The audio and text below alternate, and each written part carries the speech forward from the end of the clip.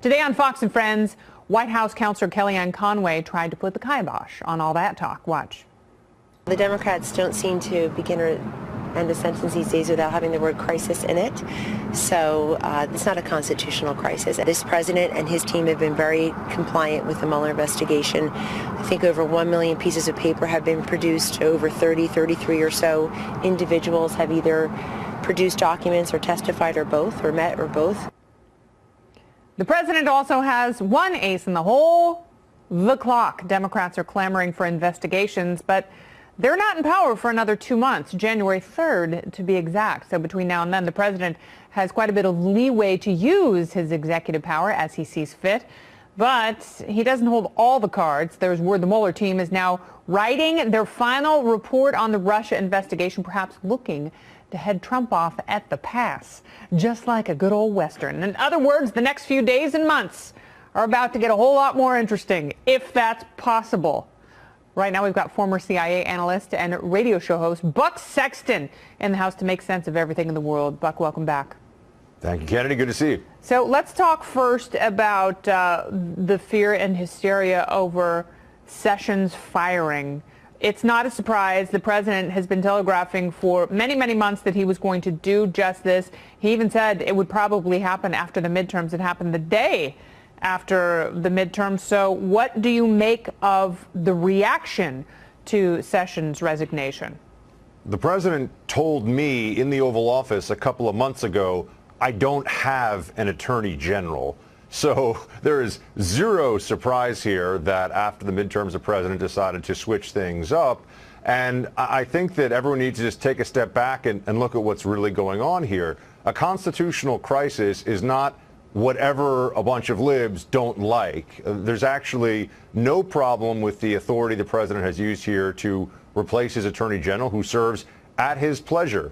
The fact that you had an attorney general who had recused himself from anything to do with Russia collusion, the Mueller probe, the special counsel, and that person has been replaced is not actually unethical in any way, shape, or form. The president can get rid of the attorney general. He did get rid of the attorney general. And I think it's really interesting that people are claiming that Whitaker should recuse himself. Yeah, what is the basis for that? Is it because he has written in op-ed pieces how he foresees the Mueller investigation coming to an end and what he considers to be various red lines in the Mueller investigation, and he's had strong opinions? Are opinions a good basis for that kind of recusal? I mean, there's so much laughable hypocrisy coming from particularly where I am down here in the swamp on this one, from the media and from Democrats. Kennedy, first of all, you'll remember a couple of months back when you had some FBI agents who had text messages saying horrific things about the president, and we were told, whoa, hold on a second.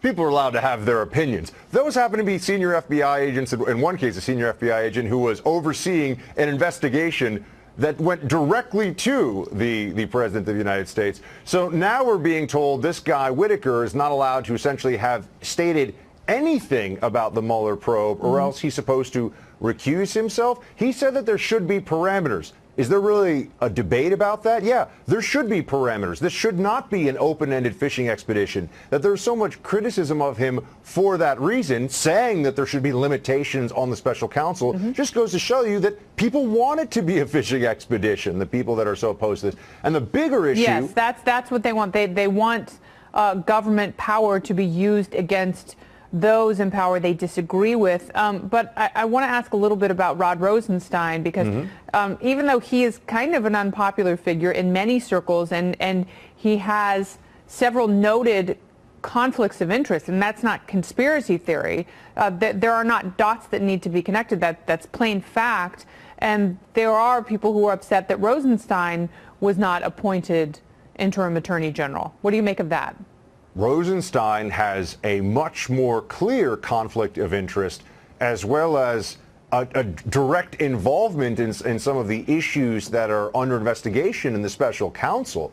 Rosenstein, the firing of James Comey, you can't separate these things. I mean, Rosenstein is actually somebody who should have recused himself many, many months ago based on any kind of standard of conflict of interest. And I think that what you see is that people are just applying the standard for what they want, and then all of a sudden the standard goes away when they don't. Rosenstein would not have been a good pick for this. And also, are we to think that Whitaker is unethical just because he thinks that there should be some limitations to the special counsel? I don't know. I mean, a little later in the show, we're going to talk about who might succeed Jeff Sessions. It doesn't seem like this is the guy who is going to be confirmed as the official attorney general. He's the chief of staff, and I'm still curious, do you know who appointed him chief of staff? Was it Sessions or was it the president? So, I believe, although don't quote me on this, I believe that Jeff Sessions brought him in. I mean, that this. makes sense. When you're the attorney general, it seems as though you would be able to appoint your own chief of staff. Yes. Yeah, it's not something that requires any kind of congressional authorization. That's the issue that Judge Napolitano raised with Whitaker's interim appointment, is that he does not have that sort of congressional stamp necessary to lord over the bastion of justice. But this is the process. The process is you appoint an interim attorney general. You have somebody who becomes the interim attorney general, and then you have somebody else who has to go through advice and consent of the Senate. So everything here is well within constitutional bounds. Everything the president's doing is within his authority. There's no lack of ethics at work here. It's just people like the idea of Rosenstein, because let's be honest, a lot of liberals believe that Rosenstein is at least somewhat anti-Trump, and so they want somebody Therefore, he must be good. Therefore, he must be good. But other people who don't come out as overtly anti-Trump, like Whitaker, they can't be considered ethical. And it just goes to show you, when it looks really bad for people that liberals like within the DOJ or the FBI, it's everyone's allowed to have political opinions. Let's not take this too far. Yeah. And then there's no reciprocity. There's no reciprocity rule. At all. It's pretty insane, and I continue to demand that because I like to party. Buck Sexton, thank you very much. I like to party too. That's why we get along so well on the show. That's why we're here. 9 o'clock Eastern. Love it. Joining me right now by phone, former Arkansas governor and Republican presidential candidate Mike Huckabee. Governor, good to have you here. Thank you very much, Trish. Yeah, Tom Perez is showing what a lot of Democrats are. The ultimate double standard. Same thing they did with James Comey. They couldn't believe that James Comey was keeping his job until Donald Trump fired him, and then he became the greatest thing they'd ever known. And with the same thing with Sessions. The senators all voted against him. All the Democrats said he's not fit for the job. He's a racist. They gave all these ridiculous reasons. Jeff Sessions is a good, decent man, and he's been a friend a long time. But he clearly was at odds with the president in this job, and the president has the right to put people in positions that he has confidence in. People in those jobs serve at the pleasure of the president. It's just that simple. So doesn't Tom Perez weaken his argument when he starts making these comparisons, say, if you would, to Watergate, saying that somehow the firing of Sessions is worse than Watergate? Once again, I fear, Governor, that these pundits and these politicians out there have a distorted sense of history. And I say that as a U.S. history major. I look at how they apply current day situations to history, and often it makes absolutely positively no sense and is downright despicable and a slap in the face to those that have suffered. And it comes to mind MSNBC and Joe Scarborough and some of his comments, shall we say, comparing the president to Adolf Hitler. But this is what they're doing. This revisionist version of history. Does this show you really how desperate they are? How worried are they that this Mueller thing is going to go away because there was no there to begin with? Well, I think it shows us how desperate they are. It shows us how hyperbolic they are. It also shows how little history their audiences seem to have. I wonder, did anyone sitting in their audience, did they pass history? Did they pass civics? Just how little do they know in order to continue to say this? And unfortunately, to say this they know just enough to make positively no sense, right? Just enough. Watergate, Trish, is like saying that there was a mud puddle outside my home. It's worse than the flood of Noah's day. That's how ridiculous some of these arguments are, and it makes no sense. Irresponsible. You know, Governor, speaking of this irresponsibility, if you would, there's really, I think, an increasing lack of civility out there these days. I mean, we're seeing it whether it be from reporters at the White House who don't seem to think that there's any need for any kind of decorum or any kind of etiquette, even though they're there at the White House. We're seeing it in the streets with Antifa protests. Many journalists, including one of our colleagues, have been targeted. I mean, and I know, sir, that this hits very close to you, to home for you, because your own daughter has experienced this, Sarah Huckabee Sanders. How do we wind up here, sir? Well, it's very frustrating to me when people pretend that they're professional journalists, and they're not. They're advocates. And what happened yesterday at the White House was a disgusting display of just old-fashioned bullying. And you have a person who thinks he's his reporter, but the fact is he's an advocate. He didn't ask the president a question. He began by saying, I want to challenge you. Well, if he wants to debate the president, then he has an opportunity. He can get his name on the ballot in 2020. He can run for president, and then he gets to debate the man that he doesn't like. But if he's a reporter, his job is to ask legitimate questions. He may not get the answer that he wants, and when he doesn't, then he has to hand the mic over to one of his colleagues, because I don't know if he's looked around the room, but Trish, he's not the only one in there. I'm sure they all would like to ask a question. Oh, it was a packed room, and they all had questions, and quite a few of them were answered. But that struck me too, Governor, because, you know, there is a sense of decorum that should come with being a White House correspondent. And one of the things that really bothered me was that young woman was there running the mics. I had one Democratic strategist on the program last night say, well, you know, it's the president's fault. It's the White House's fault for putting her in that position. Governor Huckabee, last I checked, you didn't need a bouncer at a White House press conference. I hope not, Trish. You know, that's kind of crazy when we get to the place where we no longer believe that the reporters who are there to do a job, get information, share it with the people, and let the people make up their minds. Well put. Thank you so much. Governor, thanks for joining. Good to see you. Want to try to intimidate the most effective voices for conservatism out there. And who are most effective? Hannity, Tucker, and myself, and Rush Limbaugh, and all people. They want to try to target all these people, and until they are exposed and prosecuted, they will continue to do this. I have flagged for you on Twitter what they have been allowing on Twitter. This Antifa USA, they have a knife emoji, and they basically say, "We know where you are." That's their tweet, their big tweet, trying to rally people to go against conservatives. Why is Jack Dorsey allowing these accounts? Why? And they're shutting down like Alex Jones. I mean, okay, Alex Jones show up at people's houses? No. Alex Jones might have views that are out there and they're wacky, but does he say show up at their house and terrorize them? An incitement of violence. It's an incitement of violence, and they're trying to create a deadly situation. And something deadly will happen unless the Justice Department steps in. So 855-40-LAURA, your reaction to what they did to Tucker and what they're doing across the country at college campuses, smashing buildings, masks on their face. That should never be allowed. Never be allowed. But this, Laura, this was happening during Obama. Inauguration Eve. Right. When Donald Trump was having inaugural parties, and there were only two, you'll remember, in D.C., outside the convention center. There were masked people throwing things on women's gowns, wearing the masks, throwing smoke bombs. It was a mess. So this has been going on for a while, and frankly, law enforcement has looked the other way and considered this like a Halloween, group just running around kind of masking and having fun. It's not. It's not. No, it's not. And who benefits if the American rule of law begins to deteriorate? Who benefits? What outside entities benefit? Think about that. China benefits. Other countries who seek to hurt the United States, they benefit.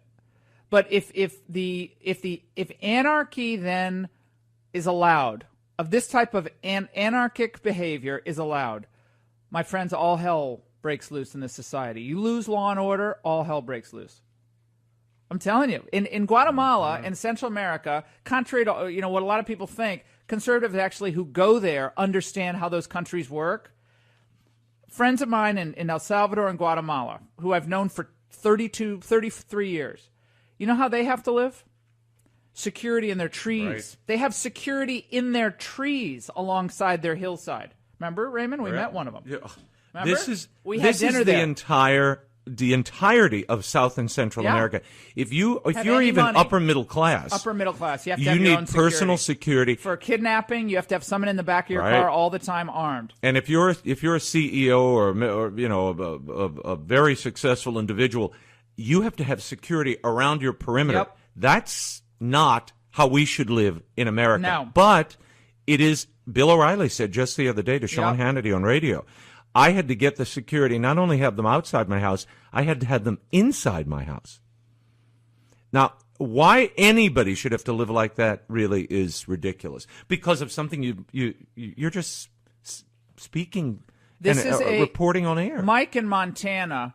I'm going to go to Mike on line 5. Now, Mike, if you're in a neighborhood in Montana and you're not, way out in the boondocks, but you're in a neighborhood, someone shows up at your neighbor's door, banging, shouting, "We know where you live." Where are these neighbors? I keep saying, where are the neighbors? The old days, the neighbors would say, "Well, tackle these guys, tackle them and hold them down," or worse, but tackle them and hold them down until the police get there. In Washington, everyone's hiding behind, watching their DVRs and like, "Oh yes, my Wi-Fi's still working. Oh yeah, okay, call the police." No. You go out there and you tackle these little pencil neck geeks.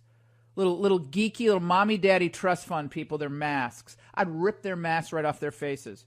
Take a photo of them, put that up on the internet.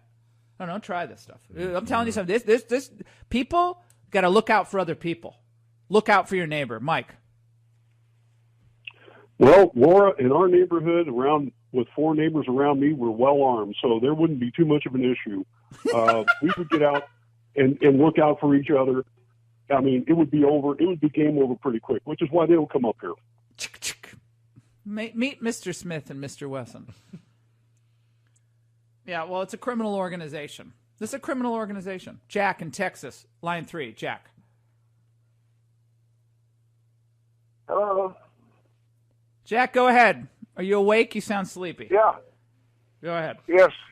I'm listening to Laura. I love her show. She's very smart. I'm actually educated. Laura. Jack, we'll check back with you. Okay, give my best to everybody there. We'll check back with you. Oh my gosh, 855-40 Laura. Oh, who did he think? You think I was? Dr. Laura. Dr. He was Laura. calling in to talk to Dr. Laura to say how much he loves Laura Ingram's show. I do that sometimes. I call Dr. Laura just for help. Dr. Laura, she is giving me a hard time again. Won't let me do my yoga stretches on the floor of the studio.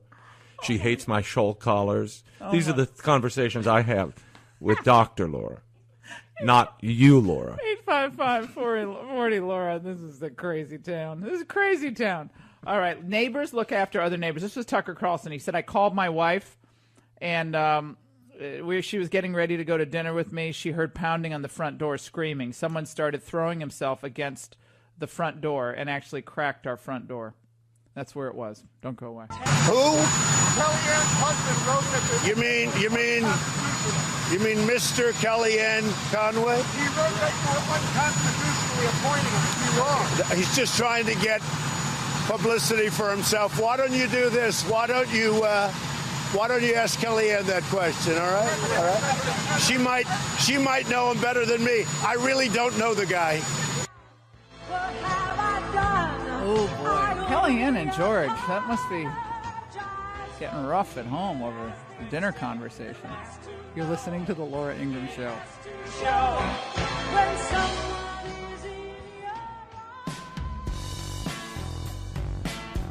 Thanks for listening to the Laura Ingraham Show podcast. Download new episodes every week at podcastone.com.